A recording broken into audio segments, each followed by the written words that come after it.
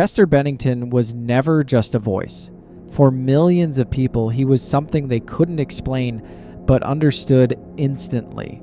There was something in the way he sang. Honesty, the kind you can't fake. Tell me what the fuck is wrong with me? Chester Bennington was born on March 20th, 1976 in Phoenix, Arizona. Long before the stages and the global success, his life was already shaped by difficult experiences. His parents divorced when he was young, and much of his early life was marked by instability. After the divorce, he was left to live with his father, a strict and busy man who paid little attention to him. Chester spent a lot of time alone. He described this period as very lonely and cold. Music didn't come into his life as a career plan. It came as a way to cope.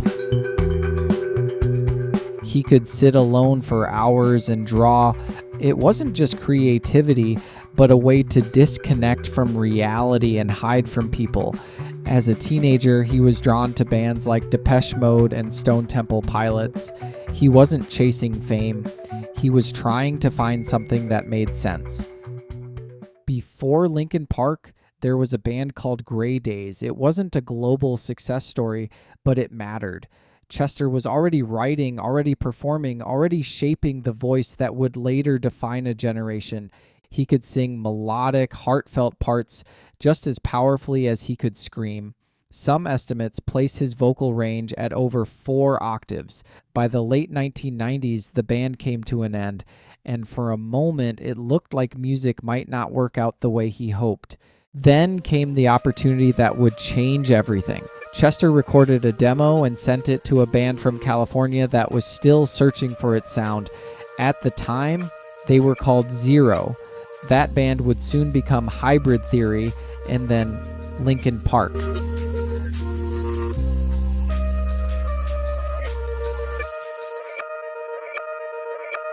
In 2000, they released Hybrid Theory, a record that didn't just mix sounds, it collided worlds. Heavy guitars, electronic textures, hip-hop rhythm. But what made it work wasn't technique, it was something deeper.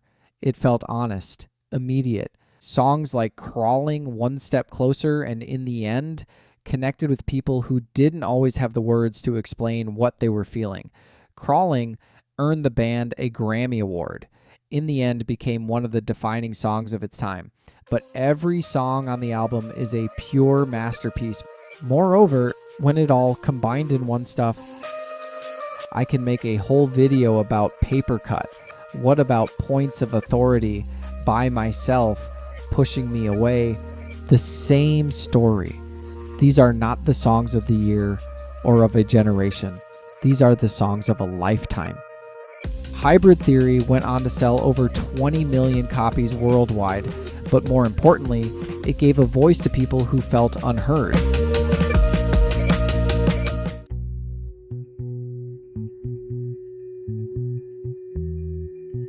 In 2003, Linkin Park released Meteora. Instead of reinventing their sound, they refined it. The record was tighter, more focused, more confident, and here again, a masterpiece. Each song resonates with its listener. Here the sound connects with the heart. They have become anthems of generations for years to come. The whole album is incredible. Numb became one of the most famous and recognizable songs in history. Meteora debuted at #1 in multiple countries. It proved that this wasn't just early success. It was something real, something lasting. Breaking the Habit was one of Chester Bennington's favorite Linkin Park songs. He felt deeply connected to its lyrics, and performing it was often emotional for him. Chester usually sang the song in a sincere and natural way, letting the meaning of the lyrics speak for itself. Outside of the band, Chester explored other directions as well. He formed Dead by Sunrise, worked with different artists, and for a time became the lead singer of Stone Temple Pilots, a band that had inspired him years earlier. It was a rare full circle moment, from being influenced to becoming part of that legacy.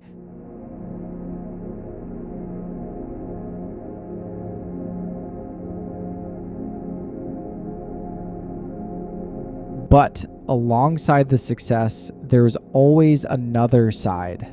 Chester spoke openly about his struggles with addiction, depression, and the long-term impact of his early life.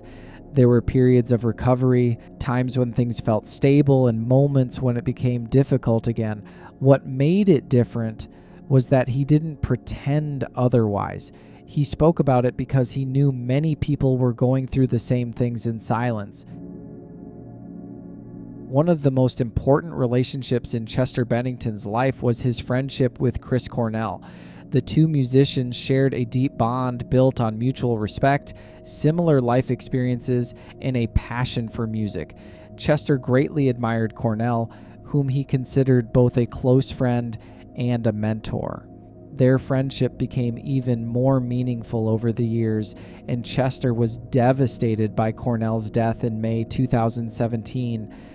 Many fans believe this loss had a profound impact on him during the final months of his life. I'm just going to go over here and I'm not going to eat anything. I'm not going to drink anything. I'm just going to lay here. I'm not going to talk to anybody. I'm just going to do that until I die. That's what depression's like. By the middle of 2010s, Linkin Park became one of the biggest bands in the world, with Chester in the center.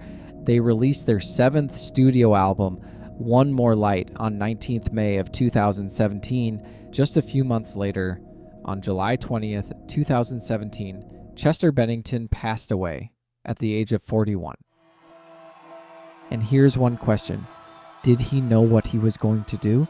Because looking at him then, not knowing what would happen next, could people see the deepest depression in his soul? Could he have been saved? He suffered and unfortunately ended his life by suicide. The news spread quickly, and for many, it didn't feel distant.